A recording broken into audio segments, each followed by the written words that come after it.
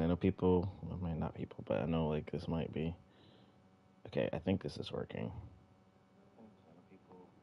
Yeah, it's working. Okay, cool. Alrighty, so I don't know, say I get this a lot, but the thing that I notice is I keep having the same debates with people and the same kind of like things where I try to explain things, and I think that I would like to just do this and never have to explain this ever again, hopefully. And now, anytime somebody says something, I can simply just either break it down. I mean, I can either just link them this video, or somebody else can link them this video. I want this video to be the comprehensive kind of breakdown for why Dive is the state it's in, and go from there. Let me start out this entire video by saying something that's going to be incredibly controversial, and probably people would be very shocked to hear in my true thoughts.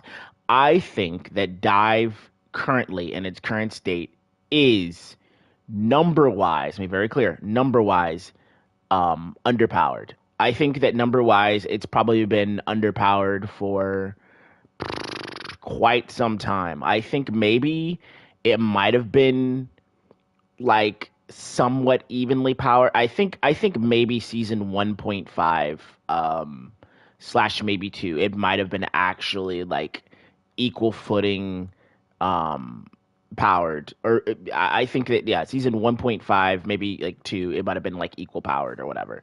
But outside of that, I think Dive has been underpowered every single season, and has been numerically a weaker strategy to go to.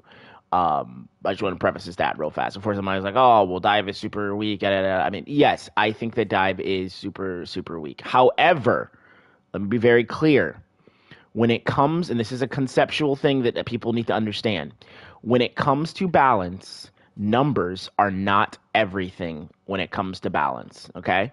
Um, there's more to it than that. A good example of this, let me give you a good analogy, is you could hire, let's say, you could hire like 100 workers, right?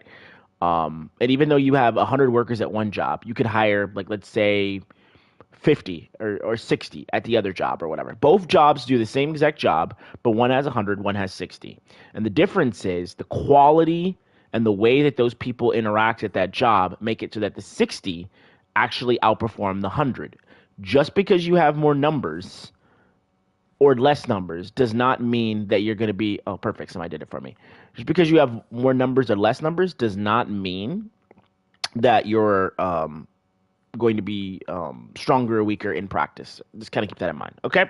So let's start this out, right? Okay. So I want you to kind of like put a picture in your mind. If you play dive or you play support, I'm pretty sure you should know like both of these situations. Okay. Or all pretty much these situations. I want you to picture old Black Panther, right? Just like literally just running up a wall, fucking double jumping in the air, throwing his two spears, and then his dash, whatever. His dash, is it spear, dash, dash? Yeah, spear, dash, and deleting somebody who's like 250 and being like, oof, just deleted. Just, no, unfortunately, just skill issue, whatever, right? Or imagine fucking you're fighting Spider-Man and everything's going great, or you're fighting Magic and everything's going great, and she's getting low, and then right as she's about to die, she just fucking pieces out, and you're like, fuck, can't kill that bitch. Or like you have two supports and they're getting dove by either like an Iron Fist or like a Magic or a BP or shit, maybe even a Venom, and they're sitting here and they're just fucking patty caking each other, just like holding each other's hands. Like Sue's got a shield up on her co-support, like, pre whatever buff or whatever, and her co-support's just like Luna, and just like pumping heals in it. They're just like patty caking each other like crazy, right? Um, just keep that in mind, right? Just keep those images in mind. And then kind of like if you want, you can also even think about like where we are now, where with the new 5.0 patch notes, it's like, oh, okay, like they made all these wild changes, and oh, you can't go in this house. Anyway, they made all these wild changes, and fucking tanks, certain tanks like Penny got like buffed pretty hard, right? Okay? All right. So, and you as a dive main, you're like trying to get on that, and you see the Penny Nest, and it's like, I can't play the character I want to play because fucking pennies everywhere, and it's like, what do I do? I gotta ban Penny every game. Or if you're Magic, you could just do this, obviously, if you're Magic, and laugh and fucking her nest blows up. But that's not the point. Okay, so the point is every dive player knows this, understands these concepts, and I need to make sure this thing is still recording my voice. 1 second. Okay, we're good. We're good. I have to keep checking because I cannot do a long video and fucking find out that this shit didn't record. Anyway, so every dive player, you all get that. Like we all know that feeling, whatever. Because again, anyway, so you want to pick your character, you want to play, you want to go the back line, you want to do all that crazy stuff, you want to do everything right, and then whenever you do everything, you feel like you've done everything right, I've on Magic, I've landed the combo, I fucking done this, I did the animation cancel, I fucking dropped my demon, everything's great, did everything right, and I still feel like I'm not really getting any value. Like I still feel like I'm not really getting any like kills, and I'm not accomplishing a whole lot or whatever. And it's horrible. It just feels horrible. And like, let's say I pop my Dark Child. I'm like, oh man, fuck, I'm trying to go off. I'm just going, I'm doing all this, having a great time, just spinning around, doing all this, just yada yada yada, and nobody dies. Nobody dies, and it's like I just like the support somehow just live, or the backline somehow lives, and it's just so unfair, right? Meanwhile, right? If I'm playing, let's say, we'll say Cloak, because she's a very popular support. If I'm playing Cloak, right? I've got this dive characters jumping on me. I've got to constantly throw my bubbles down on myself. I got to constantly do this, get to higher ground, fucking fight them constantly, yada yada. So like they're doing their game, they're diving me, and I'm over here feeling like I'm playing fucking Dead by Daylight. Like, literally. It's two polar opposite type gameplay styles. So like the question is like, what's really happening? Like, why is it that like if you play all these dive players, the consensus of all these dive players is that it's just so miserable to play the game, right? And yet like all the support players like this shit is so miserable to play against. Like, what really, honestly, is going on? Like, and that's kind of like what I want to break down from like a design perspective and like a gameplay, like meta commentary type perspective, like what really is happening between these two classes, and why do like both of them feel like they're like in like horrible states consistently? I mean, they do both feel like it. As a support player, I see supports complain about things that they shouldn't be complaining about, and I see dive players complaining about things that they shouldn't complain about. And as somebody who's like now playing dive quite a bit, I see a lot of the power of dive, and I mean, not gonna lie, it does reinforce kind of like what I feel about dive, but I'm not gonna get into that. All right, so, because again, we're gonna get into that in the video anyway. All right, so this video, like I said, is going to be basically an attempt to kind of break down why dive is in the state it's in and what's really going on, okay? So let me give you a little bit of information about myself, because people, they might want to know who the hell I am, right? My name is basically, on Reddit, I go by a Fuzzy Muffin. I post all the time on, like, Reddit and stuff like that. I love posting on Reddit, Discord, all that good stuff or whatever. I kind of help run the support mains Discord or whatever. And, I'm a constant poster on the support main subreddit, strategist main subreddit, strategist mains Discord, whatever. Anyway, you get the point. And, I've been talking about, like, dive and its interaction with the game, like, long before, like, we got to the point in, like, 5.0, 4.5. And here's the objective truth, right? Dive is not strong, right? Sorry, dive isn't just, like, dive within the confines of this game it's not just it isn't just strong or it isn't just weak, right? It's not just like one of the two situations, all right? Dive itself is designed in a way where it's a system, okay? And I need you to really kind of think about that for a second. Because the way that this works is it's a system that warps the entire game around it. And to kind of better understand why the game is in the state it's in, why the devs keep doing what they do with these like changes, why supports are getting buffed, why these tanks are getting buffed to like have better peel tools, you really kind of need to understand like what it is that's going on with dive and like why the way it works and how it works, right? So like what really is dive? Because this is something that I see a lot of arguments go back and forth over. And I think that a general consensus of explaining I can't remember the fucking exact word I'm supposed to be using for this, but explaining the general definition of what dive is in the context of this video, okay, I think is going to be very helpful for people listening to this video and to kind of better conceptualize what dive is. Now, some people are going to argue against what the concept of dive is, but what I'm going to say dive is, I think, is most agreed upon by majority of the community of the definition of dive. It may not be the definition of dive for dive mains of certain dive mains or whatever, but this is going to be, I think, the general agreed upon definition of dive for a majority of the community. And if you don't agree with the definition, well, I don't want to say tough cookies, but I mean, probably kind of tough cookies, because there are probably going to be plenty of dive mains who are, I would say, able to kind of think of this in that direction and kind of agree with it, okay? Dive is not farm support simulator, okay? And that's gonna be a big ego blow to a lot of dive mains who are like, my own job is just to log on here and pick a dive character and just go fuck up the back line and make these boosted supports just like feed and lose their brains and prove that like they don't deserve to be playing against me and yada yada yada. Okay, it's not a farm support simulator, okay? You need to get over that. That is a massive ego problem. You need to drop it. You will never be a good dive player if all you can do is think of this role as a fucking farm support simulator, okay? If you listen to this video, you probably might learn a little something about dive and how to actually be a better dive player, but that's not the point. Anyway, so what is dive and what is it based on? How does it design, okay? It's designed typically with hypermobility in mind. What is hypermobility? Hypermobility is the ability to get into engagements or get to places from A to B. So if I'm playing Magic and I want to get over here from here to there, right? Look at this. Look at my tools. And I'm already here in like 5 seconds. Or if I'm all the way back here, look. Hypermobility. Look. This is what hypermobility is, okay? Boom. I'm already basically here, all right? This is mobility. This is something that is incredibly, incredibly powerful, and most dive characters have. Look at this again. Hypermobility. I don't know if you can actually do this in this fucking shit. I don't even know if I fucking have this motherfucker. Oh my god. I don't even think I have his web fucking bound. I don't think I have his web bound. Holy shit, I don't play this character. I don't think I have his web bound. Do I? I don't. That's crazy. Alright, whatever. Doesn't matter. Try to pick somebody else.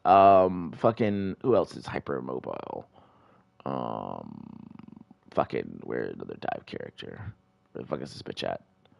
All right, look. Obviously, this is a fucking, this costs your shit. But look, I'm here, I'm there. Okay, I got from A to B really, really, really quickly.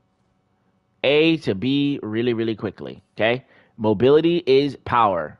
Mobility is power. I don't even play this guy, but I know he has mobility. But okay, that's a block, right? Okay, that's mobility. All right, that's not mobility, but that's mobility. Being able to get from A to B really, really, really quickly is mobility. Okay? All right? So, who doesn't have mobility? Like, who doesn't have the ability to kind of get from A to B really, really quickly in like the moment of like a hat's moment? Oh, actually, hold on. I'll show you this. This is a good one too. Fucking, I don't even know how his abilities work. Fucking, it's not that one. R1? There you go. Bam, mobility. Okay, so I think we broke down how mobility works for most of these characters that like get in and out and shit like that. Okay, cool. All right, now what's the next thing that dive is good at? All right, they're good at picking quick engagements. So not only can I use my mobility to get in, but once I'm in, I can magic slash, an uppercut, and fucking go ham.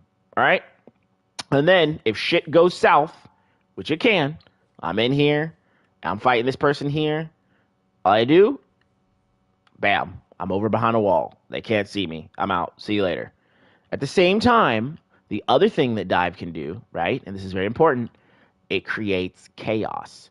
If you have a bunch of supports just sitting in the back, let's say the two supports are just sitting here and here, and they're just fucking just healing everything in front of them, having a good time, and the fight is total back and forth, front to back, 2 tanks in the front, fucking 1 DPS here, 2 DPS there, trading poke back and forth, but you're playing dive. Guess what you can do when you do this?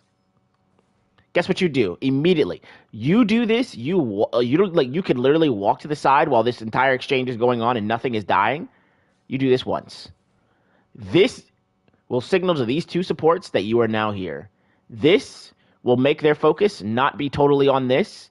And what this means is you have now created chaos within the fight. You have broken up the standard formation of two back here, two in the middle, two in the front, and just kind of trading blows and seeing where it happens. You have broken up that formation and created chaos within the structure. And now these two have to play entirely different because you are back here and distracting them and have kill pressure on them. You have created chaos. And when you hit them with, let's just say, your magic slash, right? Now these two, if this was a Cloak and a Luna, they can't throw their bubble out there. They got to heal each other.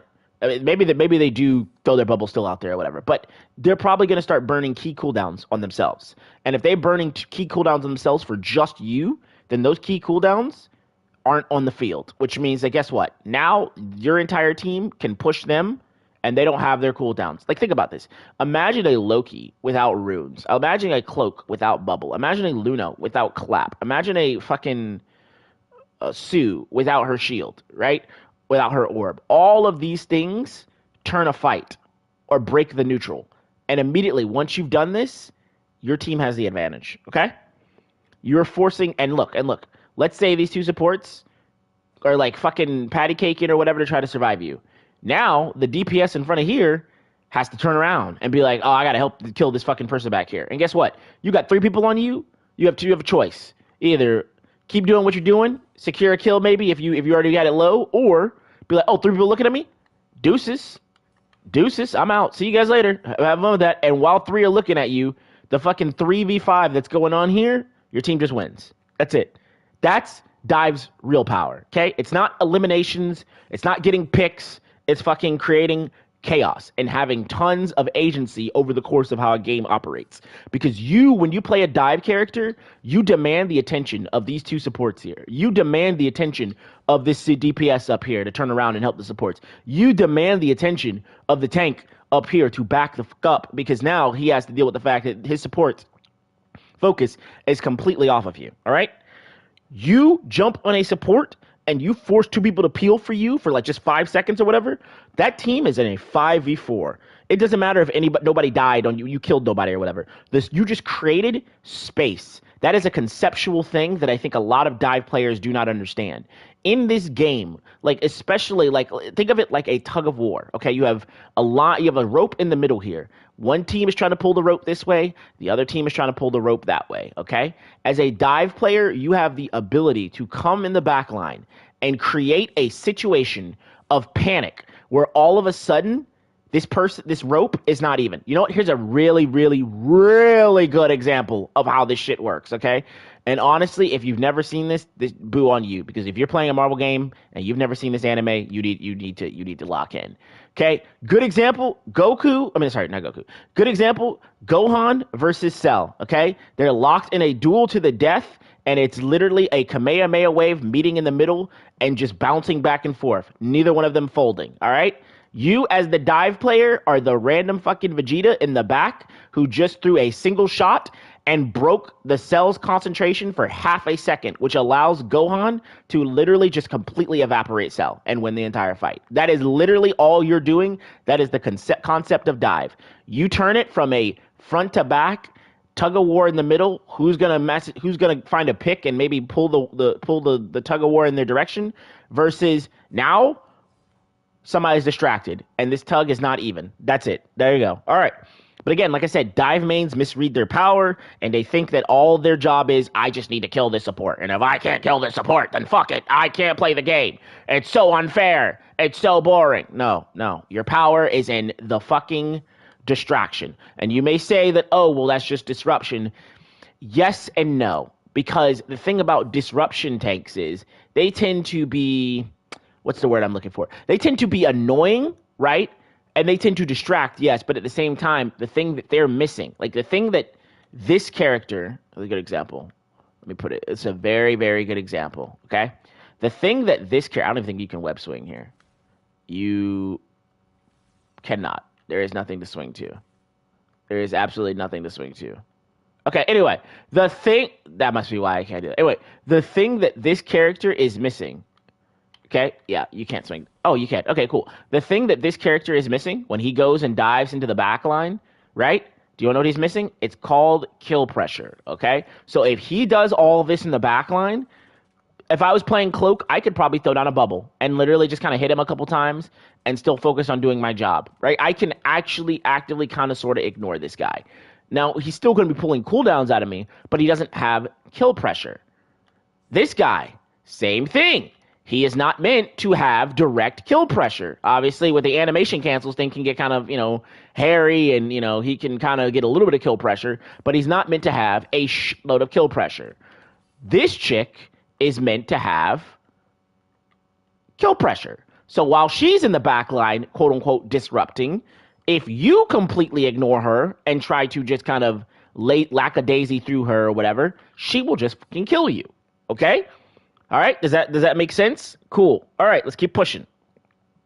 Like I said, dive is at its strongest when it just creates the chaos. It doesn't need the actual kill. The chaos is enough to break the tie between Gokhan and Cell and eliminate the Cell. Okay?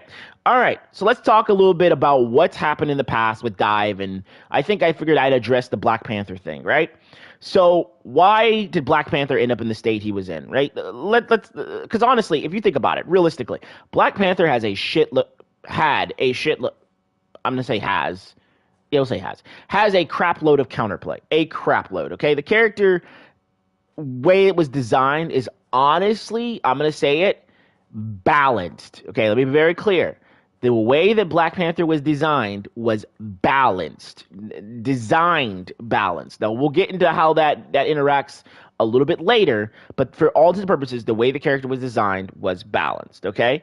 You have characters like fucking Wanda. You have characters like Sue that can push him off. You have, Peel type characters like that can like kind of like Loki can put his totems down, right? And Bucky can do all his grabs and roots and shit like that. I mean, you have two supports who can heal each other through it.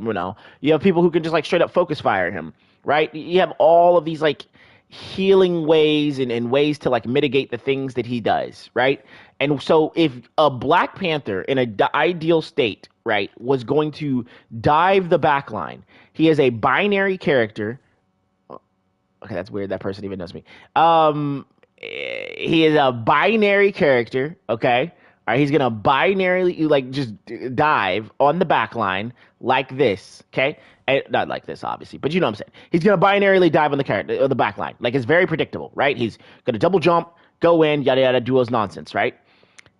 His kill threat potential was so high because the character was borderline useless if the people on the actual game played against him the right way. In that, when you see they have a Black Panther, all you really have to do is pick Wanda and go in the back, wait for him to show up like a dumbass, throw your orb down, and probably just burst kill him with the supports. And he's a free kill, and you keep pushing, right? It's like, all right. So his kill potential was so high. It was meant to be that way because, in theory, it needs to be high to reward him for playing such a reckless playstyle that should never pop off the way it does. But the reason it pops off the way it does, number one, is not only because the community themselves devoted themselves to breaking the character in every physical way by like coming up with ghost dashing and shit like that, but also, right, because I don't know if that was like intended from like design, to be honest with you. I don't think that his developers had that in mind when they made the character. I think they like did think of it like that, or to think of it like to go as far as it ended up doing, like the unreactable and shit like that. But the community refuses to actually interact with the character in the right way, which means that the weaknesses that the character is meant to have and the reason why it was designed in a way to like kind of be front loaded in its damage and have those weaknesses, if the weaknesses are never exploited because players in the community are too stubborn to do so, then the character is a fucking nightmare to deal with. And so the character had to be balanced around the fact that the community would not do shit about it, right? So again, dealing with Black Panther for the supports, right, didn't feel good. Dealing with Black Panther for the DPS, for whatever reason, didn't feel good. Now, as a DPS player, you would think your mindset would be like on just like hard winning the game. And like if somebody's stupid enough to dive your two supports, you just say, oh, free eats, free kill, we win the fight, we win the game. But most DPS players, and this is not a shot against DPS players, but I just couldn't count it. I think most DPS players have a big issue with main character syndrome, and that sitting back here in the back, right, and just getting the free kill from the diver or the Black Panther who's just gonna fucking show up and eating that kill is not how they want to play. They want to be in the front, getting kills, getting tons of eliminations, and feeling like they're on top. That's also another reason why a lot of DPS players, for some unknown reason, let's say Storm ults in their team and kills 2 people, Star-Lord will be like, oh my god, this is perfect. I can help make a team wipe. I'll ult at the same time and we'll kill everybody. And it's like, okay, but dude, if you already killed 2 people and they were going to back up anyway, and you were going to win the point, why are you layering your ult on top to make them back up even more? You've already accomplished your primary goal. But that's a main character syndrome type thing. Like I said, DPS players, I'm pretty sure, have main character syndrome. A lot of them. But anyway, all right. So when you're forced to play like this versus Panther, right? Versus a dive here, but Panther more importantly, right? This makes you feel like you are not the main hero. It makes you feel like you are playing this guy's game and not getting to play the DPS fantasy of being in the front line and killing everybody and being like the main hero, okay? So this is why Black Panther, right? Because people didn't want to counter him, and the DPS didn't want to have to deal with him. This is why, and the supports didn't have to deal with them because they knew the DPS weren't going to deal with them, right? It's a back and forth problem. And the tanks didn't want to have to deal with them because they couldn't, and they knew it was the DPS job, but they can't do anything because they're in the front, right? Again, the thing to keep in mind, another thing to keep in mind, actually, you know, I'll bring on. Actually, I will. I'll talk about it real fast. I would say, now I want to say this. There's something called there are tests that like test people's willingness to like serve others, okay? And support players their fantasy tends to be supporting others, right? Meanwhile, you have tank players, their fantasy is kind of protecting and supporting their team, right? DPS players, again, not to be rude or anything, but DPS players, I don't think they tend to kind of have those types of qualities. I think they kind of want to, I don't want to say be the main character, but basically they want to be the main character. All right, so keep that in mind. All right, so again, Black Panther's issue was not necessarily total balance issues. It was a frustration problem that was linked with a balance issue because the players in this game did not want to interact with this game in the way that it was originally designed to make BP the way that he was. Because I'm going to be very clear. It's, to me, as of years of playing League, the way that I see this game was meant to be done was you were supposed to have your 2 supports in the back, right? Maybe 3, whatever. You're supposed to have your 1-2 DPS here, and you're supposed to have your 2 whatchamacallits up here. And the way that these poke characters were supposed to work is they're supposed to take off angles and try to get picks and things of that nature. And the way that Dive was supposed to interact with the game was to break up what was going on back here, right? But the thing also with that is one of the DPS players should have been able to recognize that, oh, there's a Dive character in the game. I need to adjust and go more death ball and protect these guys back here. And so what the game was supposed to, in my opinion, revolve around was these 2 knuckleheads back here, because if your supports die, the fucking fight's lost usually. GG, right? So they're the most, and I don't want to say that, don't get egotistical support players, but in terms of agency, in terms of impact, you 2 knuckleheads were supposed to be the most impactful players of the game, and people were supposed to play around you and help you use your ability to support them to impact the game. Unfortunately, the way this has gone out, though, is these 2 are boosted in the back and suck, and they're just an easy roll, and so they should be left on their own to figure it the fuck out, while the skillful rolls, the fucking DPS, go off and get the kills and show that they're big papa. Horrible community take on it, but you know what? It's interesting to see the psychology of it all. So, moving on. Why are characters like Rocket like not frustrating despite having crazy win rates? Right? I think this is something that people really kind of look at. DPS players, and I think Dive more importantly, looks at characters like Rocket and they say, well, these characters have really stupid, high win rates and they're just so binary, and yet nobody complains about them. Well, it's because Rocket's power is supportive, right? He's not very oppressive. He doesn't really impact other people. And he's not oppressive in a way that impacts people's brains. Because I want you to understand, a big portion of this game is psychology. A big portion of playing Assassins is psychology, number one. But a big portion of this game also is psychology. If Rocket Raccoon, I say this all the time, if Rocket Raccoon's beacon flashed across the screen in bright lights, Rocket has revived somebody. Every single time somebody gets revived, this character would probably Rocket would be probably one of the most hated characters in the game. But because his power is not so blatantly obvious through that revive beacon, and it's not so easy to like make a mental note of it for most people because they're just not thinking about it in a game. They never, ever, ever see him as like the beacon as like oppressive. That beacon is broken as shit, but people don't see it that way because it's not flashed across their screen. All right, so keep that in mind. Like I said, back to the Black Panther thing.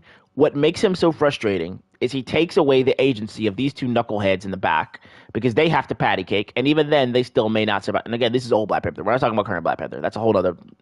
Well, current Black Panther is not very is pretty much just a troll pick. Let me be very clear about that. But old Black Panther, that was his biggest issue. Okay, and so if a character does that, even if it's balanced on paper, it becomes oppressive, and people don't want to deal with it, so they just ban it. All right. So let's again go back to power budget for just a second, right? So what is power budget in Dive, right? Here's something that's very uncomfortable for a lot of Dive players that I think are just players in general. Being able to do this is very, very, very strong. Being able to say, let's fight this fight. Oh shit, my support died. Nope.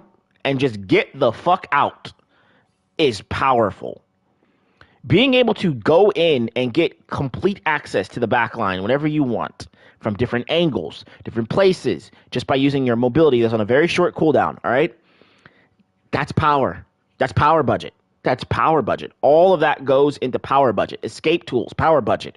Being able to climb walls if you're Spider-Man or BP, that's power budget. Being able to teleport like this on Magic. And also when you teleport on Magic, you can drop a fucking demon that makes it even harder to kill you because this thing gives you bonus health for anybody hits it and can soak attacks.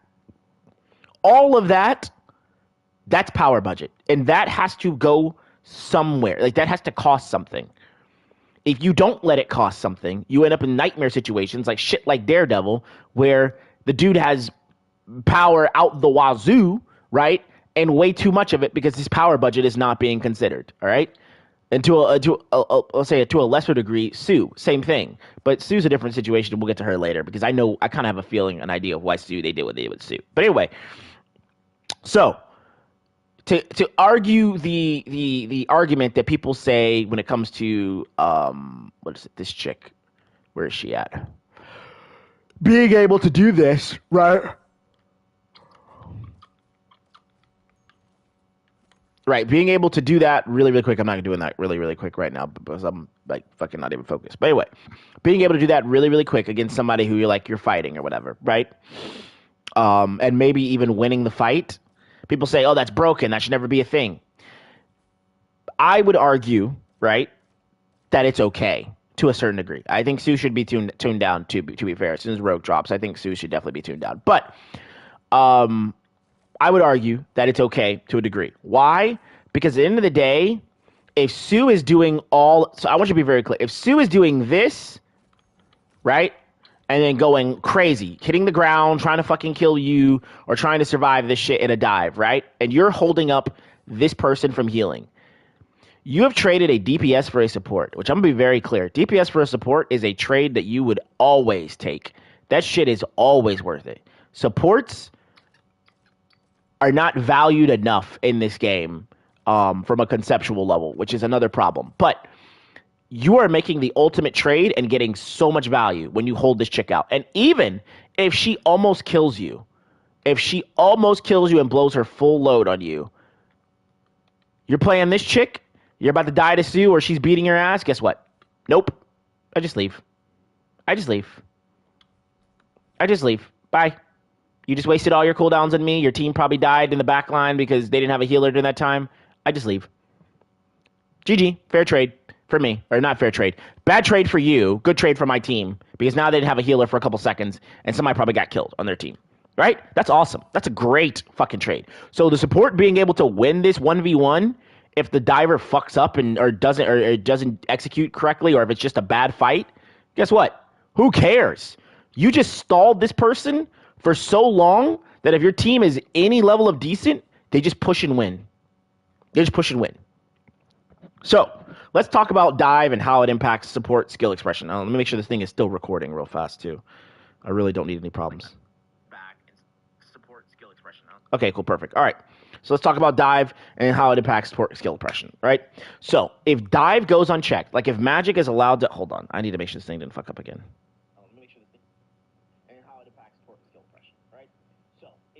Okay, perfect. Um, if dive is allowed to just go to the fucking back line and do stupid shit like this and never ever get challenged and just sit back here forever and just be like the most annoying nuisance and both your supports have to look at this magic the entire time because otherwise they're just going to get fucking melted because again, like I said, dive have the ability to be disruptive but also have pick potential unlike basically like tanks like, you know, like fucking Cap and Venom and shit, right? Guess what? It means that these supports, even if they were decent at the game, they can't play the game the right way. They can't choose when to use their cooldowns at the right time to save their healers, save their teammates. They can't choose the correct like super positioning to where they can get pressure on the enemy team while still like providing damage or resources. They can't use their cooldowns at opportune moments. Like let's say there's a fucking Magneto. Let's say this is like the stupid Spider 99 map, right? And Magneto's walking by here like a dumbass, right? If I'm playing Sue and I can express my skill, right? I can be in a position where like I angle myself and just knock him right off. Or there's another one I could do, but I'll show you in a second when the cooldown comes back off cooldown. But instead, because I can't do that, because I'm spending all of my cooldowns dealing with the fucking diver back there. Or if I'm on the vampire map and there's the gaping chasm there, and I see the opportunity, I can make a play as Sue, right? I can make a play as Sue, like where I'm like right here fighting this dude or whatever, right? And I can like literally jump off, pull him in, and then jump back up and get him killed. And it's great. It's awesome. That's a level of skill expression I can do on supports. Like if I'm playing cloak, I can blind and like do crazy shit, all that fun stuff or whatever. Or I can like on cloak. One thing I like to do all the time is I like to ult and bait Magneto to ult me because if he misses, it's a perfect trade. I get a 1-for-0 on his ult, right? I get a 1-for-1 on his ult. I take his ult out completely, and my ult stays on the ground. And now he's wasted a precious cooldown, and that just gives us tempo over their entire team. That's one way I like to carry on Cloak is by baiting Magneto, because most Magnetos cannot hit you if you actually make a plan of where you're going when you go. But anyway, all of that disappears when I'm dealing with when supports are dealing with dive, right? Unchecked dive means they're not building ults fast. Unchecked dive means they can't shot call really well. Unchecked dive means they can't hold a position where they can keep line of sight of their teammates. Unchecked dive means they can't predict whenever burst windows are coming out from the enemy team and be able to correct with it. Unchecked dive means that like these two buckleheads literally can't position correctly. They can't, because the chaos of this shit is just going to be too much to deal with the entire game. The stress and chaos is just not going to work for them. All right. If your supports are dealing with a diver that nobody peels from, all of their individual skill and expression as a support outside of just counterplaying against dive vanishes. That is not good. That is bringing these people, if they're on like a level up here, down to a level down here. Because now they have to spend all of their effort, all of their usual skill expression via cooldowns and all that stuff I just listed on dealing with me back here, this fucking magic. And this is what happens most games, by the way, because most of you guys do not understand this concept. You really think that these two knuckleheads back here should just be healing each other and just letting this bitch run free roam. No. Hell no. Okay? Hell no. All right? These two are playing a survival minigame, and you are wondering why you don't get healed. That's what's going on, okay? And this reached the utmost peak in 4.5. I haven't seen it this bad since 2.0. I think 2.0 was probably the worst. I think 2.0 was the worst ever because that was when we had the major 2.0, 1.5 was like the major drop off. But this was the absolute worst it's been in a long time in 4.5. These two knuckleheads back here, they were fucking done. They said, fuck this shit. This is a terrible thing to play. Terrible role. Terrible experience. I don't want to play Dead by Daylight every game. And they said, you know what? I'm not going to do it anymore. I'm going to go play DPS. Or I'm going to stop playing the game. Or I'm going to go play tank. Or whatever it is. And that's why in 4.5, majority of your games, you would have one support. And then you'd have to figure out who was going to autofill to the second one. Because nobody wanted to play this godforsaken role and play Dead by Daylight forever. Okay? It's just not fun. And it means that they don't get their power fantasy at all. Okay?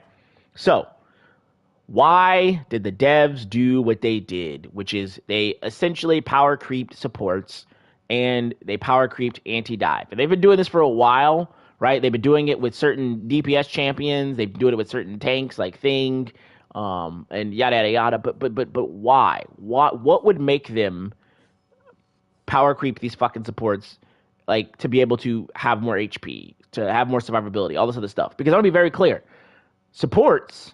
This is not maybe something I want to hear, support mains, but in a perfect world, in the original balance of this game, I would say, and also in pretty much every season, supports are objectively the most overpowered.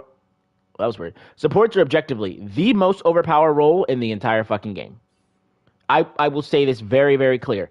Numerically wise, these two knuckleheads are the most powerful role in the entire game. However, they function like ADC in League of Legends, where unfortunately, if you have knuckleheads for your teammates who don't enable you to express how OP you are as a fucking role, then guess what? You will be absolutely useless. You will be at the mercy of these knuckleheads, and you'll probably feed your brains out. Okay, even if you're good, you'll probably feed your brains out because you'll be reacting to these two guys up here. If you ever get a team that plays around a really, really good support who's competent, you might experience one of the biggest stomps you've ever had in your life because you will never be able to kill these two back here, right? Ever, because they're competent and they're going to be enabling their team to do the stupidest shit ever to win the game.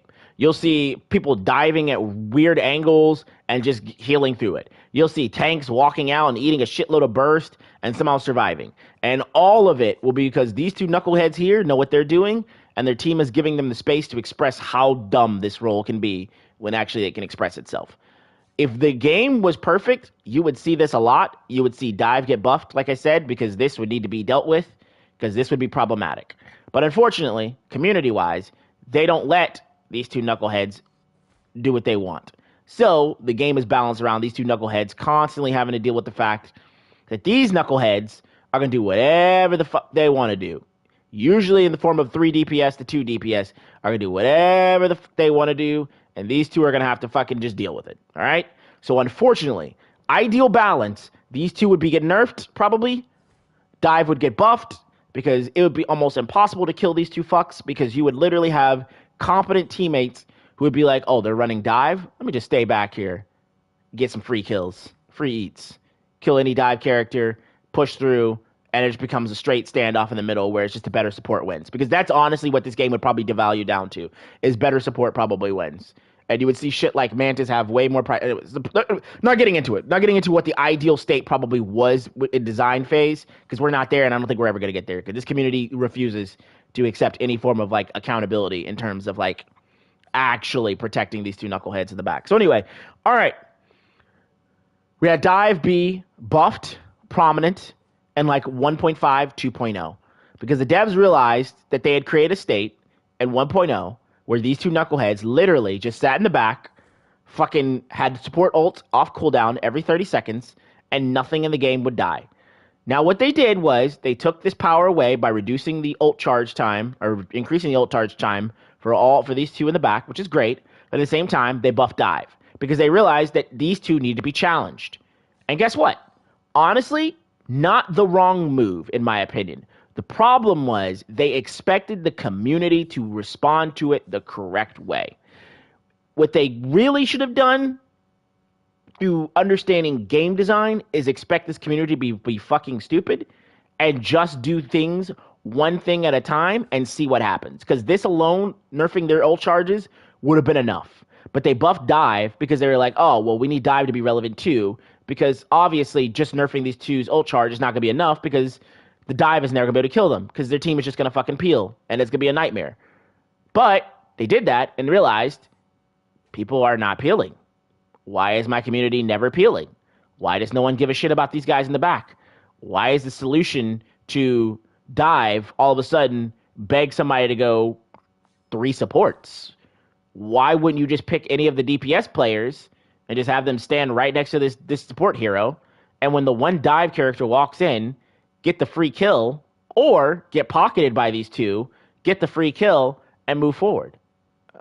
it doesn't make sense. You would just literally just stack on the support and protect them and be an unkillable god and keep pushing. Why wouldn't you just pick Wanda or any other stuff here and just, just be like payload princess? Just escort the supports and we walk together and we kill everything. Because the dive's never going to do anything. Because they didn't realize that the community were knuckleheads. So we ended up in a situation where these two were playing extreme Dead by Daylight, getting deleted all the time, and nobody wanted to ever peel. And at the same time, they had inadvertently created a problem where, guess what? The most fun characters in the game to play were, you guessed it, the dive characters. So everybody was playing dive on both teams, right? Both teams, knuckleheads in the back, were feeding their brains off, dying 14, 15 times together a game, having zero fun, right? And to make matters worse, the ego of these dive players was so high that if their team was losing, they would just think, I need to dive. They would think either A, I need to dive better, because that's clearly the solution, double down, or B, my supports in the back are boosted. And so because of that, they just deserve to lose. They wouldn't think for a second, their dive strategy is working better than ours for some reason. Maybe the answer is to get the fuck off of dive and just go back here and do this. And then, this stupid strategy of them diving my backline, guess what? Now it's useless. Woohoo! Now it's useless. So now I've neutralized the strategy that they were better at us at and reset the board back to 0. So, to put this in lame terms, using a good old Yu-Gi-Oh! Example, you see they're running dive, you see you're losing complete control of the board, you're trying your dive strategy, when I say dive strategy, let's say you have like 3 monsters on your Yu-Gi-Oh! Board, right? And they are losing the fight to their 3 monsters, right? And their 3 monsters are slightly stronger, we'll say like maybe 200 attack points stronger or something like that. You're going to lose the fight. You can't keep going blow for whatever reason. Their monsters are just better than yours. Okay, this strategy is not working the fuck out. You know what anti-dive does? Anti-dive says, okay, fuck your strategy. Fuck my strategy. Let's try something new. I'm going to play anti-dive, and I'm going to do something basically conceptually known as black hole, which means that I'm going to kill your monsters, my monsters, and we're going to play a whole new game with a whole new board reset. So now you pull out anti-dive, these fucks can't play dive anymore, and they have to play something else, like poke. Maybe they're not as good at poke as they are at dive. So now you can just win the game because you reset the board with black hole. But guess what? Most people don't want to do that. Most people just want to stay on this fucking character or whatever dive character was, keep full sending it, finish the game with like 32 eliminations. They finish the game with 40 eliminations. Both supports die 14, 15 times on both sides of the field. But because they had 40 eliminations, you had 32, you lose. And to make matters worse, there was performance-based fucking SR, which still exists in the game, which means that since you got 32 eliminations, you don't get punished as hard, right, as the supports who fed their brains out dealing with unchecked dive. So the supports lose way more points. You lose very little points because you got a shitload of eliminations because the game is heavily favored towards eliminations, and you don't realize that it's a bad habit. You don't learn from it. One thing this game has poorly done, it is poorly implemented how to learn from your own mistakes and your own failures. It does not teach you the game enough to know when you're doing the right thing and when you're doing the wrong thing, which is really sad, and hopefully that changes in the future, but I doubt it will because even League has that problem where people don't learn the game through actually playing League. You have to learn the game through like content outside of it where you actually learn how the game is meant to work. Okay, so what happened in 5.0 again? The devs said that this failure loop of begging people to peel was not working. Why? Because the supports themselves stopped playing the fucking role in 4.5. And I'll be real with you, if Gambit had come out as a DPS, I'm telling you right now, you would have seen the biggest support exodus in 5.0 that you have ever seen. You would have seen morale be incredibly low and support players just blatantly not play this season. I've played every single season of Marvel Rivals, and I can tell you right now, there's been 2 seasons that I didn't play, all right, or that I had like major drop-offs. The first was 2.0 near the end, when Dive was at its all-time peak, and shit was just horrible to play. And the second was 4.5. where I just stopped. Where I was like, I'm tired of dealing with fucking shit like Daredevil and all this unchecked dive, and I don't want to do it anymore. And had 5.0 been Gambit been a DPS, and they not made those balance changes where they did, I I'd have been fucking done. I'd have been like, all right, I'm not doing this anymore. I'm gonna wait for Rogue and see. Hopefully, pray to God that Rogue is like somewhat decent and like fixes a lot of these problems. Which I do think Rogue is gonna be anti-dive and it's gonna help a lot with this stuff. But that's neither here nor there. So anyway, what happened in 5.0? Right? Why is it they did so much in 5.0 to push dive down? Right? Because the devs have been trying to give tools to DPS players in different roles to fucking deal with this dive shit. They have been trying time and time and time again, and it's not had any merits because these DPS players do not want to fucking go do it. They do not want to deal with playing patty cake with these supports in the back. They do not care about, not patty cake, they do not want to peel for these supports in the back. They just don't give a shit, all right? So, what do? Well, they buffed Groot, so Groot can be a better front line. People would be more encouraged to play tank, right? They buffed Hulk.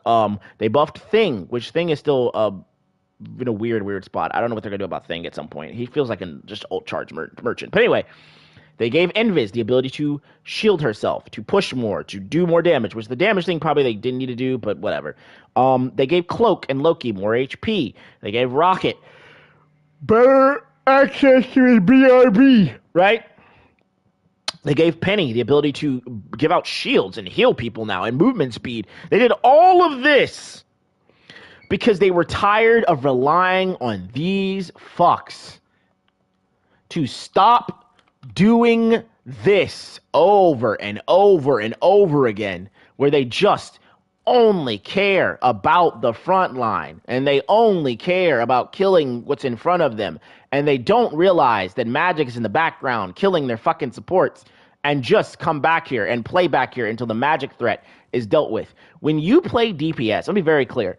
When you play DPS and there's a Magic on the team, on the enemy team, it is your job to not be all the way up here. Okay? It is your job to do something called marking the flanker, where you are looking for where the Magic comes through and contest that space so that she doesn't get through for free. It is your job to contest that and make sure that she doesn't get through for free, right? Still do damage in the front line, and also at the same time, do your best to peel for these fucks if the Magic gets through a flank that you weren't able to take care of. Guess what? Most DPS players, they don't do that. They just want these two fucks in the back end. They want these two knuckleheads to just patty cake and figure it the fuck out. That doesn't work. That will lose you games. That is how majority of the player base plays. Okay? Majority of the player base plays like that. Keep that in mind. All right? So again, this was not them just hating on dive. This was a philosophy shift of the devs saying, our player base is so special that they are not going to play this game correctly. Ever. It's been a fucking year. And these DPS mains don't know they need to protect these two knuckleheads in the back. These DPS mains still think standing up here and just doing this at the enemy team while their two supports in the back playing Dead by Daylight is okay and acceptable behavior. They think that it makes these two knuckleheads want to keep playing the game. And if these two knuckleheads quit the game, none of these guys, none of them, not Magic, not Moon Knight, not a Squirrel Girl player, not a Spider-Man, not Iron Man, not a blah, blah, blah. Not any of these players want to be in a position where they have to say, oh, there's no support mains in this game. I guess I have to play support. I guess I have to go play support. None of them want to do it. I will tell you one of the biggest eye-opening experiences I had in my entire life playing this fucking game. I banned Black Panther, right? Back when Black Panther was a terror. I banned Black Panther. Hold on, let me go ahead and make sure my shit is still getting my voice. Dive goes to a flank that you weren't able to take care of. Not a squirrel. Okay, I banned Black Panther, and I had a auto-filled Invis on my team. Okay, who was usually a Black Panther player. This motherfucker did not know when to ult, did not care to ult, did not think about it. And all they did the entire time was just complain about how boring it was to sit in the back and do nothing. And that Black Panther was so much more exciting and so much more fun. Okay? I need you to understand something conceptually. This is a very important concept that all players, especially dive players, need to understand. If you have fun doing this, okay? If you have fun being in the mix, knocking heads, fighting supports, fighting the front line, whatever the fuck it is you do, guess what? That's fine. That's your personality. The people who enjoy doing this and being the knuckleheads in the back, if they quit, somebody's got to do the role. So if you don't want to do the role, you need to have respect for these people who are doing the role that you think is boosted and that you hate and all this other shit that you would never ever touch because it's not fun for you, right? And you need to say, damn, they're doing the role that I don't want to do and that I would never want to do. On some level, sure, they can fuck up. Sure, they can be bad. But I need to still do what I can to try to enable them or whatever. To try to not like just belittle them and shit like that. Let me be very clear. I personally don't like support mains a lot of the times when they say key subjects like, but my healing numbers are so high. I'm doing so much with my heals. If you're fucking up your ult on support, you're throwing. If you're not communicating with your teammates on support and shot calling because you're in the back and see a full lay of the land and can see every single thing that's going on and every cooldown used, you're not maximizing your potential. If you're not using your cooldowns off repeat on Cloak and Dagger and keeping this shit out as high level pressure, you're not playing the character right. Okay? Like, there's all the things in the world. If you're constantly letting your shield get blown up on invis and never putting it down to recharge whenever it's downtime, you know what you're doing, right? If you're, like I said, there's so many things that go into support, like so many things. And these two knuckleheads back here can fuck up all the time. And I see it happen all the time. And I've noticed that a lot of support players do not like criticism because they only look at the score. Can't show you. They only look at the scoreboard and see that I've done a lot of healing. So they see they've done a lot of healing, or they feel like they're ace, or they have low deaths. So they think they're conceptually doing the right thing. And they don't recognize that there's more to this role than stats. This role is a fucking, like, I say all the time in VOD reviews, this role is a quarterback position. You control the tempo and the flow of the game when you're in this role because you have the lay of the land of everything. You can see everything out there. The DPS, they're your wide receivers. They're the ones that are going out there to like get the scores and all the good stuff, but you have to enable them as a support player.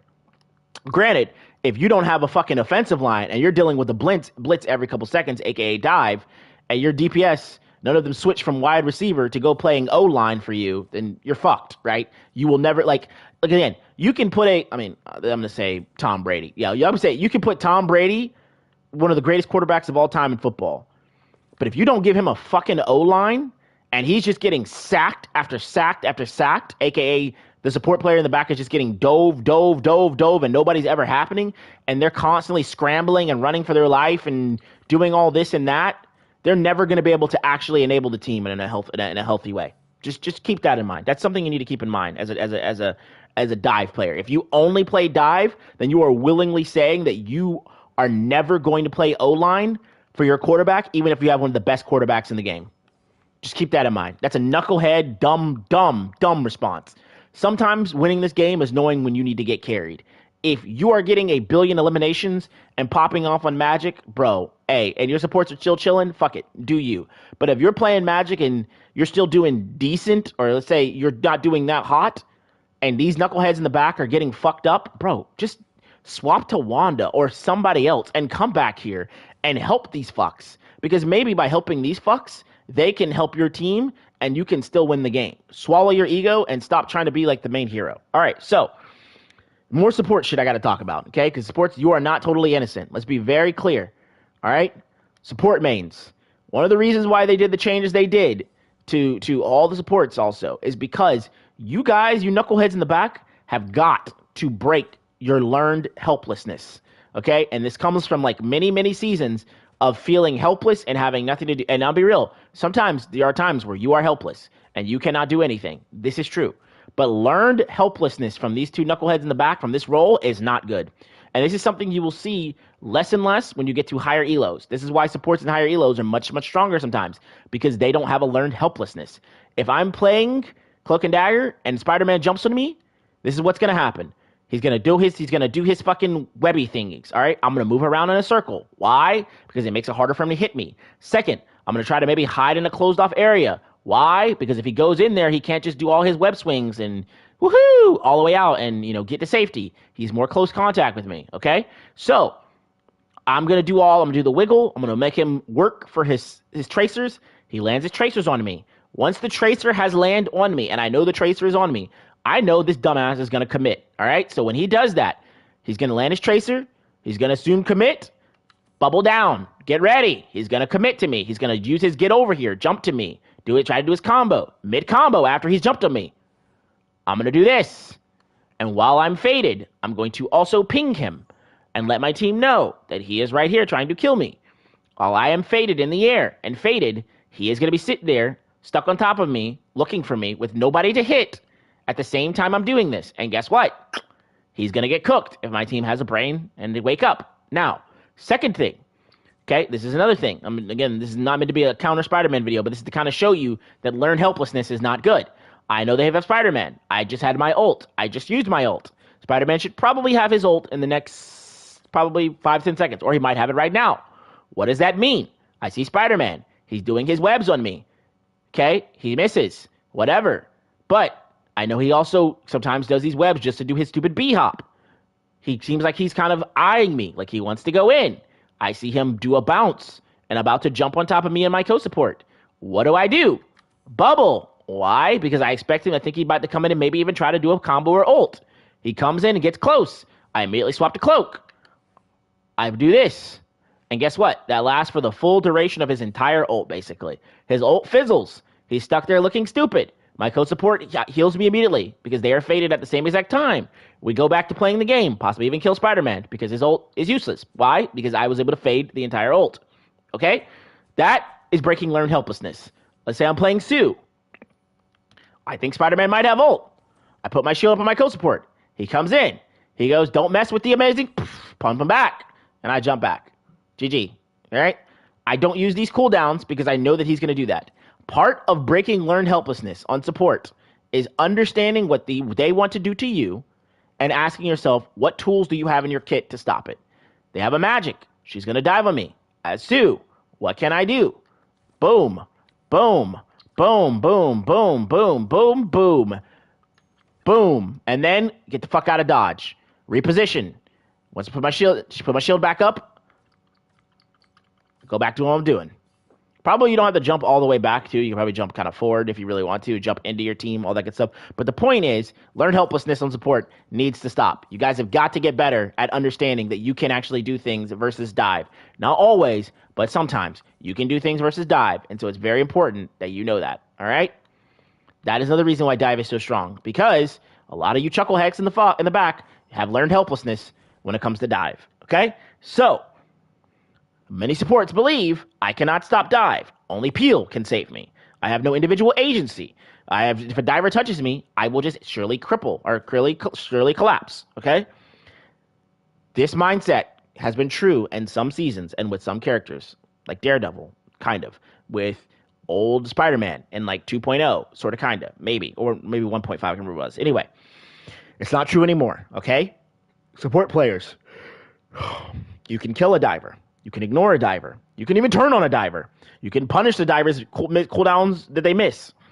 You can stall long enough, if you have a good team, for these knuckleheads to come help you.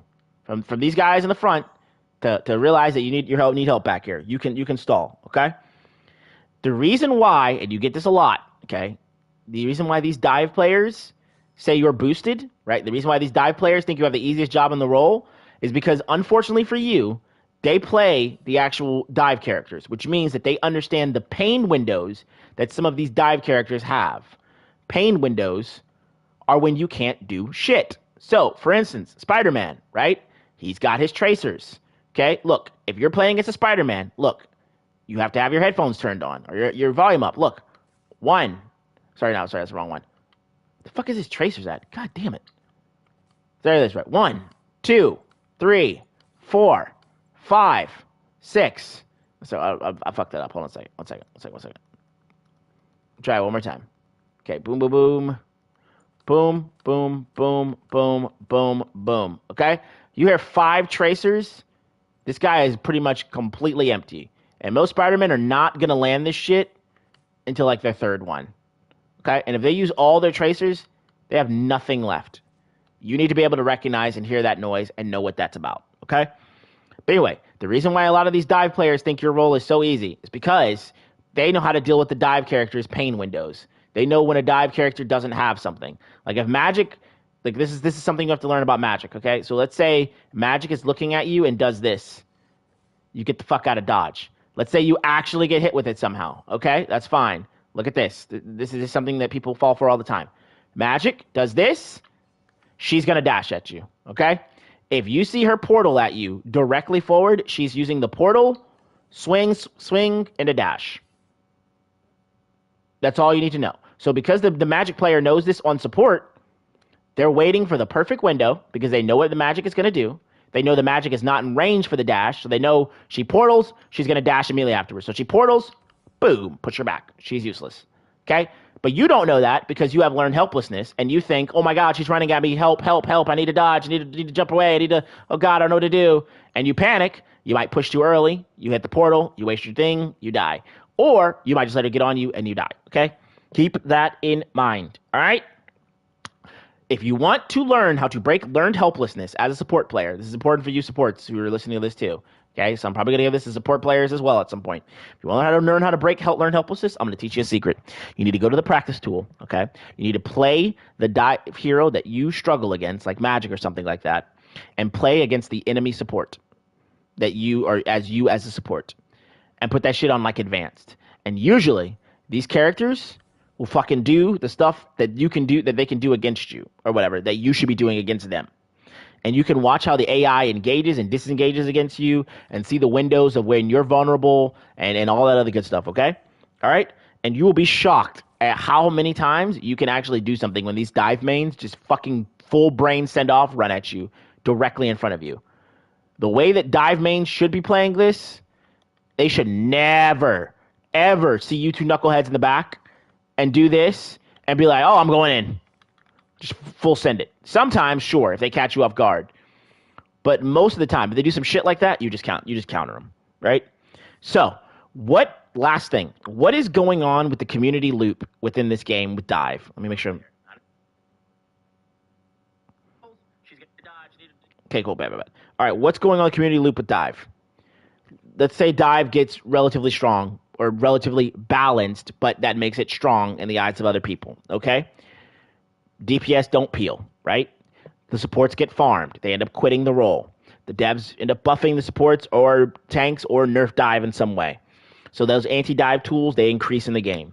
The dive mains now say that, oh, there's so much anti-dive in the game, and dive is unplayable, and yada, yada, yada. And dive mains stop perceiving that, perceiving their own agency as strength. And it just repeats, and then they buff dive, if they buff dive. Realistically, I don't think they ever going to are, because I think they recognize that currently, at this state in time in the game, the community is too stupid to peel dive.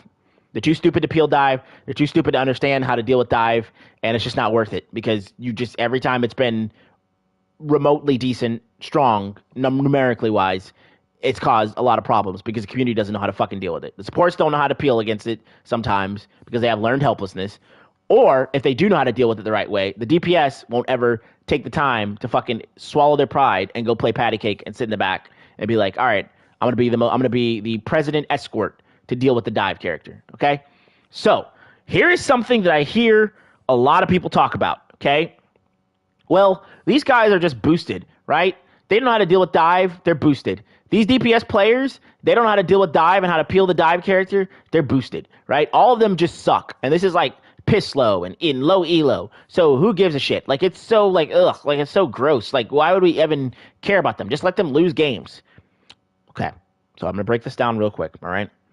Here's why they don't balance around that mindset. And why? Let's pretend that the top 10% of players actually know how to play against dive, and they actually peel. Which, by the way, I'm be real with you, I'm in the top 0.5%. These fucks in the front and up here still don't peel for dive, okay? So I'm going to be real with you, this shit does not happen. They do not peel even in the top 0.5%. They do not peel even in the top 1%. But let's pretend, for shits and giggles, that they actually did peel at this elo, okay? Let's pretend that the top 10% is where people start peeling for dive, okay? If 90% of your player base is getting farmed by dive, and you tell them, just get better because it's a skill issue, do you know what these 90% of players are going to do? Because it's already happened once before. They're going to say, this isn't the game for me, and they're going to fucking leave. All right? That's it. That's how it works. And if you have that mindset towards a game where you try to force a community to do something that they're not going to do, and you don't gently edge them into it, they'll just piss off and go play something else. That's why this game lost so many players when it did, because the devs were like, we're going to keep dive the way it is. We need you guys to get better. The community didn't get better. It got worse. And guess what? They pissed off. They left. They said, this isn't the game for me because I'm not playing Dead by Daylight. That's it. That's all that happens. And by the way, dive still works, again, like I said, in the top 0.2% elo, top 0.3% elo, top 0.5% elo, because nobody plays against it correctly. These two chuckle fucks in the back, even if they do the right thing, still don't get help from these fucks in the front. Okay? Now, to be very real, this is for you also, support mains, because you also, part of your learned helplessness enables dive. Okay? You fucks in the back, I don't care. Like, look, you know what? I'm going to say this disclaimer. If you're a woman, if you are not cisgendered, or if you are cisgendered and you just feel very embarrassed about your voice, because people tell me I have a very weak sounding voice all the time. Like, I won't tell you my race. I mean, probably, actually, maybe I will. I'm a black person. People say I don't sound black all the time. They say stuff to me all the fucking time about my voice. They call me annoying, yada, yada, yada, blah, blah, blah, blah. It is what it is. If you fucks in the back cannot, and again, when I say you fucks in the back, I mean if you don't have anything that is objectively making you feel like you can't use voice comms, and in a very even a simplistic way. And what I mean by that is if you, like, let's say you have, like, you know, kind of, I don't want to say low self-esteem, but let's say you have social anxiety, or if somebody says something mean to you, you'll just turn the game off. Like, you have crippling, like, serious issues or things that your mental health can't handle using voice comms. Okay, fine. I get it, right? You cannot be full mute. You cannot be text chat off, voice chat off. The people who tell you this shit, right? They're wrong. Okay? It's much better to just keep your everything on, and the instant one of these chuckle fucks in the front say any fucked up shit to you, just mute them and report them. Why? Because here's the benefit. You're going to get to hear them say whatever fucked up shit they're saying, right? And then you can mute them and report them, right? And you have evidence, and you know when to report them, and you're doing your due diligence to cleaning these fucks out of the games, or to teaching these fucks some consequences for their actions. But if you full mute everybody, and you can't hear them flaming you or whatever it is, inappropriate shit they're saying, they never get reported because you don't hear them and yada, yada, yada. But at the same time, when you full mute, you can't hear them when they're actually not chuckle fucks and they're trying to be good teammates. And so this is going to enable dive and other shit to be stronger than it needs to be. Okay? It's very important as a support player to be able to actively track dive, to be able to know when cooldowns are up, to not, and I'm going to say this very loud, not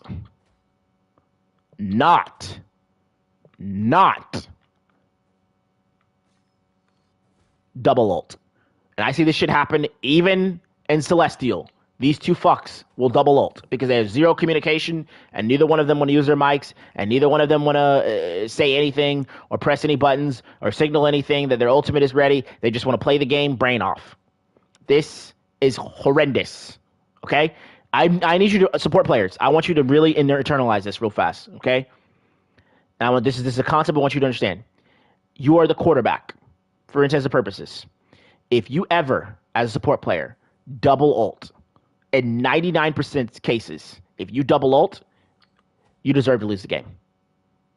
You need to keep that in mind. If you double ult, you deserve to lose the game. Rather what happens after that, you deserve to lose the game. Why? Because if you double ult, you throw all fucking tempo you have away and say to the enemy team, they can counter your one support ult with theirs, and then afterwards, in the neutral, pop their support ult aggressively and wipe you. And at that point, you're down the 8-ball for the rest of the game. If you ever double ult, make your peace. Say in yourself, I double ulted, I deserve to lose the game. Okay? Even if you win, say that the game is no longer in my hands and I'm praying my teammates can make up for the fact that I am a chuckle fuck and I double ulted. Okay? Keep that in mind. Now, as I said, dive. To beat it, you need something called coordination. And if you are Silent Andy over here with everybody full mute, you are already saying, hey, dive player, I know your win rate is like 49%, but let me give you another 5 on top of it because I don't want to have any form of communication with my teammates. I don't even want to hear them say, hey, watch out, Magic is behind us. So now, this Magic, that's a 49% win rate character, a 49 win percent player, gets buffed to 54. So now, they're going to have way more agency and shit on you because you have no communication, no awareness, and you refuse to even humor the idea that maybe you need to hear what your teammates need to say it sometimes. Okay? So let's put this all in perspective. All right? Let's bring it all around in a nice, neat bowl. Oh, one more thing. Okay. So, when it comes to dive, I think I've gone across everything I need to say for the most part. I think I've broken down conceptually why it is the way it is. I've spoken about how strong it is. I've talked about support players and how they play a fact into it, how DPS plays a fact into it. And I think I've gone through pretty much everything. I've gone through the ideal state that the devs were probably aiming for that the players chose not to do. I think that's it. Well, hold on. There's one more thing. I will use League one more time. So League had a similar issue a few years back where these dive players, we'll say, got to a point where they were deleting people very, very quickly because there had been a lot of power creep of damage throughout the years. And they had to go through and completely and totally buff everybody's survivability, except for like maybe the dive players themselves to a degree, so that this shit could stop happening, to slow the game down. Okay, that's another thing to keep in mind with what they did this patch. Now, so let's wrap this up in a neat bow. Dive player kits, they create high levels of frustration even when they are strong, okay? We understand that. So even when they're balanced, right? So if this character is totally balanced and doing her job, if she does her job correctly, these chuckle fucks in the back should be frustrated to a degree, no matter what, because they have to deal with her. They have to deal with her. And not only do they have to deal with her, the guys in the front have to come back here and deal with this chuckle fuck back here and help these guys, okay? The player base, in general, overall, generally refuses to peel. They feel that patty caking is the end-all, be-all solution to problems, okay?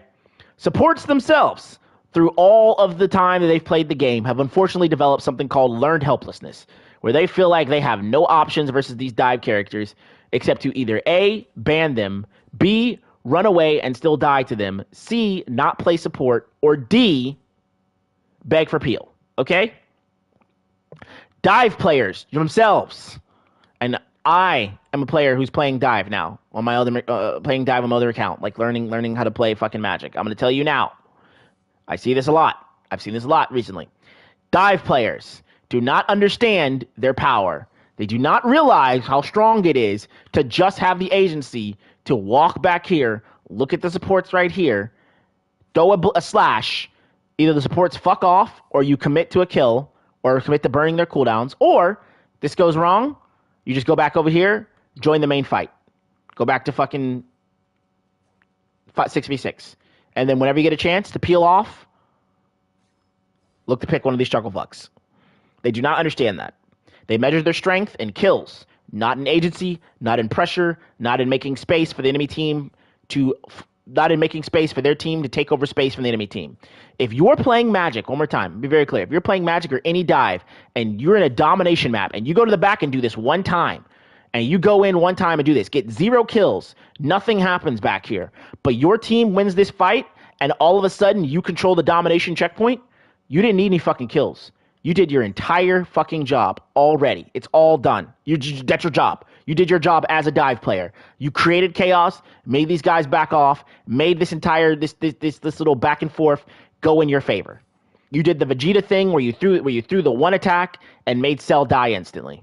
You've done your job. You do not need eliminations as a dive player, okay? Your class should not be balanced around getting eliminations. If it was, it would be insane, actually insane. So stop measuring your power and fucking eliminations. All right? Next, when you have hypermobility like this, you must have weaknesses somewhere. because hypermobility costs something in the kit. And if it doesn't cost something in the kit, if you get hypermobility, if you get health on top of it, if you get damage on top of it and burst, if you get sustained damage on top of it, and a great ult with utility, guess what you have?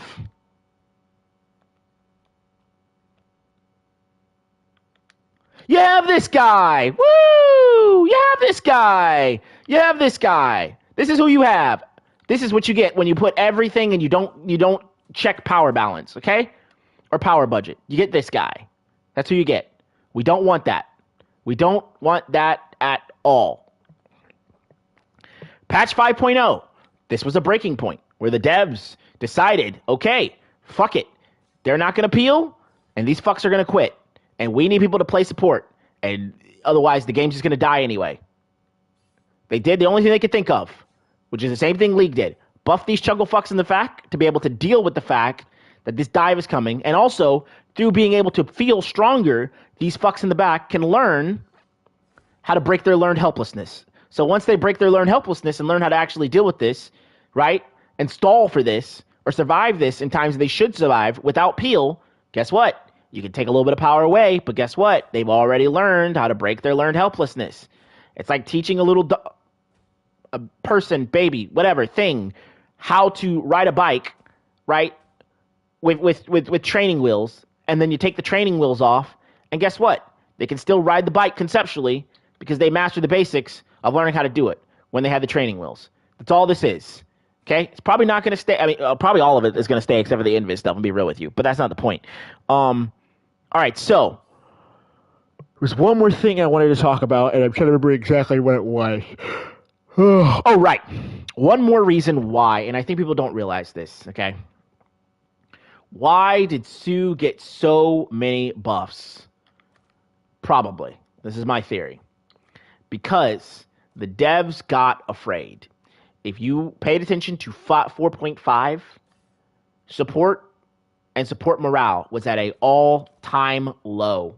People did not want to play this class at all. They wanted to quit this class. Second, a lot of support players, I'm not going to say all of them, but a lot of them like, for all intents and purposes, the cutesy stuff. They like the Cloak and Dagger. They like the Luna Snow. They like the Envis. They like the fucking Jeff. Okay? Not getting Rogue first meant that they got denied a chance at another cutesy fucking support. Actually, you know what? I would include Mantis in here, but she's not a duo support, so it doesn't count. They didn't get a chance at including her in here. So guess what? What do you do as a Band-Aid fix when you need to give them something to look forward to and something to play during that entire time? You give them a brand new toy, and giving them an Invis who's pretty damn strong, teaches them how to beat their learned helplessness, and at the same time is another support they can play if they don't want to play the non-cutesy Gambit. So now, guess what? Let's say you don't want to play Gambit because you don't like cutesy. You don't like him because he's not a very appealing character to you because you like cutesy shit. You get a new toy in the form of Invis. That's another reason why they buffed this character conceptually, is because this is a new toy for support players. Support players get two supports, not just one. Not just a boring Gambit if they think Gambit is boring, but they also get Invis, who's a brand new support, very strong, very fun. Okay? So that's another reason why this character got buffed, which means that probably if Rogue drops, and she's a strategist like I think she'll be, and she's fulfilling the niche that this character was kind of meant to do, or kind of doing, they're going to probably nerf this character slightly so that it means that that Rogue can come in and take her spot. Okay? Alrighty. So, what should dive mains take away from this video? Okay? When I broke down dive conceptually and why I say dive used to be, why dive is objectively OP and all the agency and all this stuff, I think I've broke down everything. If you're a dive main, stop measuring. Be very clear. I'm going to say it one more time because I've said it multiple times. Stop measuring your value and killing these chuckle fucks in the back. Stop measuring your value and killing these chuckle fucks in the back. Stop measuring your value in general and getting eliminations, okay? Start measuring your value in disruptions and how many cooldowns you pull out. Learn windows to punish these chuckle fucks in the back. What does that mean? It means if you want to kill this cloak and dagger in the back and you're playing Magic or you're playing Spider-Man, let her throw her bubble out. Then when she throws her bubble out, go in. Don't go in and she has all her cooldowns and think you deserve to win or that you deserve an easy kill. Okay? Except that your mobility requires you to have certain trade-offs. And realize that you're playing a team game. No matter how bad you think your team is, no matter how good you think you are, and how mechanically gifted the God's greatest creation in the world is, and that playing Spider-Man makes you such a skilled player, and you're so much better than these boosted players in the back, that at the end of the day, this is a fucking team game. Okay? Dive is not dead. Okay? Magic has one of the highest win rates in the fucking game. Dive is not dead. You'll say, oh, Magic is Brawl. Okay, well, fuck it. She does both, okay? Magic is not just a fucking Brawl character. She goes and gets picks in the back or gets picks on people who are squishies all the fucking time, all right? Dive is not dead. Dive is not weak, okay? There's an exception to this, I'll say in a minute. And Dive is finally just at a point now where it's being forced to stay in the same kind of ecosystem that every other role has. Now, granted, as I said before, when it was designed it being in that ecosystem if these chuckle fucks in the front and in the middle actually played around these chuckle fucks in the back. But because they don't, it meant that the way that Dive was functioning was it was not playing by the same rules because the rules that it was meant to play under, which is these two being actually protected and enabled, was not happening. So it was just getting free eats in the back. Okay, I think I've explained that. If you were playing Black Panther, you are the exception to the rule. Side note, people keep asking why Black Panther hasn't gotten reworked. All right, so I said this a couple times in posts before, but I'll say it again. League had the same issue where there was characters where it were too hard to fucking balance because it was if you put the numbers at the right spot, the character was fucking broken. If you put the numbers at too low a spot, the character was fucking useless. That means that a character has an incredibly fucked up design if numbers are every single thing and the kit has nothing else out of it. It would have worked if people played the game properly and this class in the back was actually protected and BP was a high-risk, high-reward character. Still wouldn't be great design, but it would make sense, right? To have an assassin bullet that could kind of go in and maybe even possibly kill the supports or the person protecting the supports. It made sense from that standpoint. Doesn't make sense for the way that people play the game, so they had to take it away. Now, the reason why they probably haven't reworked BP is because they did something called Olafing him, which is where they put the character in such a weak standpoint that it's no longer relevant in the game so that people can deal with it, and also people don't have to see it as much. While they do that, they have time to rework the character and come up with an actual kit that will work for them. They probably don't know what the fuck to do with BP at this point, because all the reworks I've seen about making him dash more, probably not going to fix the core problem. And if they don't make the character dash a whole bunch, the player base who plays him probably not going to be too happy. So they're in a bit of a bind. They've created a very toxic playstyle that most people who play the character enjoy, that most people who play against the character don't fucking want to see. So they're in a real bad bind with BP. If they buff this character, he's probably going to be permabad. If they leave this character where he is, his mains are going to be crying. But guess what? Do you have an entire player base cry about one character, or do you just leave the character completely and totally gutted into the ground so you don't have to worry about his mains crying? Kind of an easy choice. All right, supports. What should you take away from this? Well, you should take away, you do have individual agency. Peel is not 100% always needed. It is needed sometimes, but it's not always 100% needed. You can punish divers with proper timing.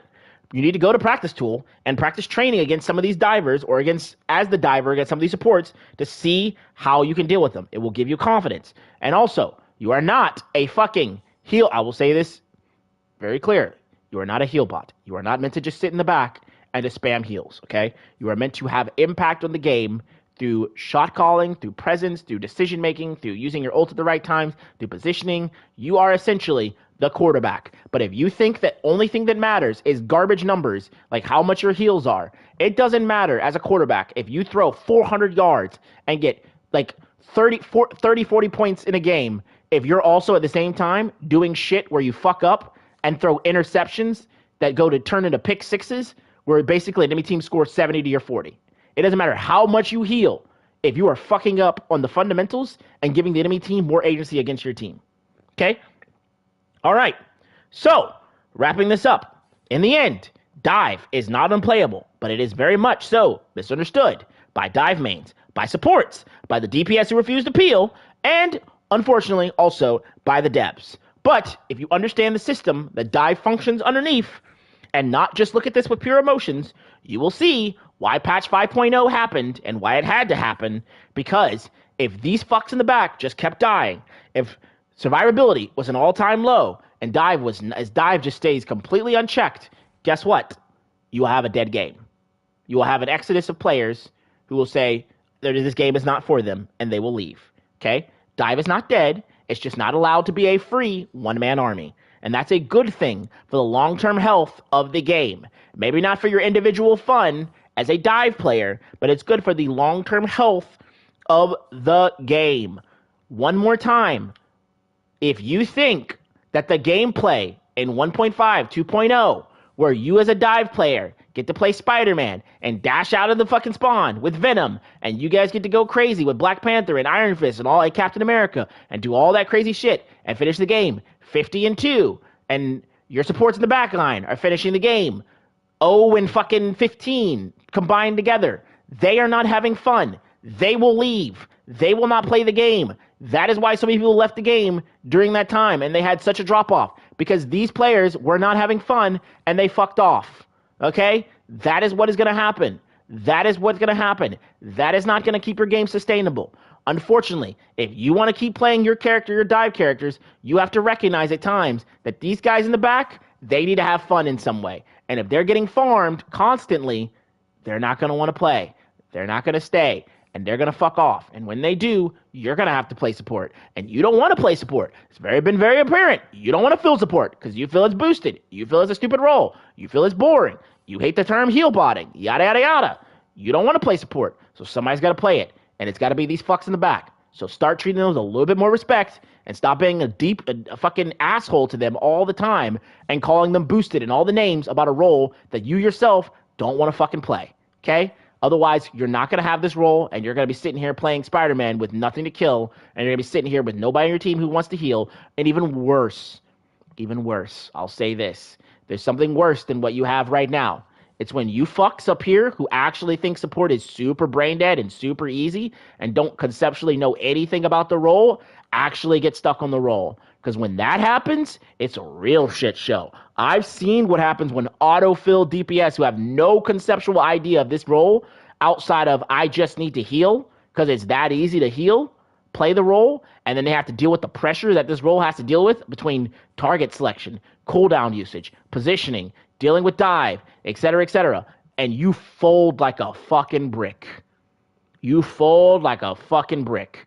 And you're a silent Nancy, you're mad because you're playing support, you're saying your team doesn't want to win, and you get angry and you just rage quit and shit like that. All the common lines from these players, DPS players who get put on support when they think it's so boosted. They'll just say things, team doesn't want to win. I don't care anymore. And you know, because looking at the reflection of yourself and realizing, holy fuck, maybe this role is harder than I thought it was, conceptually, is too hard. So, get in the video now. Hope this helps you kind of understand the dive ecosystem. And if it does, please send to people who think that, you know, who don't understand dive or think that dive is the greatest God's gift to man. Oh, hold on. You know, one more thing. I'm going to deal with one more thing real fast at the end here. The poke versus dive debate. I need you dive players to understand something, okay? And I need you to really understand something, okay? This comes from years of League of Legends, okay? Majority of the players in League like two.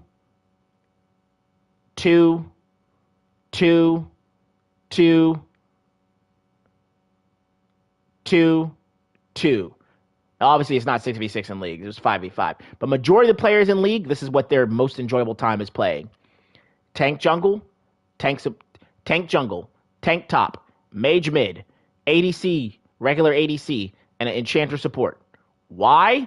Because it allows something called a conversation between both teams, a back and forth, where it's about positioning, decision making, and things of that nature, and it's a back and forth to see who gets the edge. People like front to back way more than dealing with instant deletions and responding and high level kill games. Sorry, high level kill games are okay as long as it's front to back.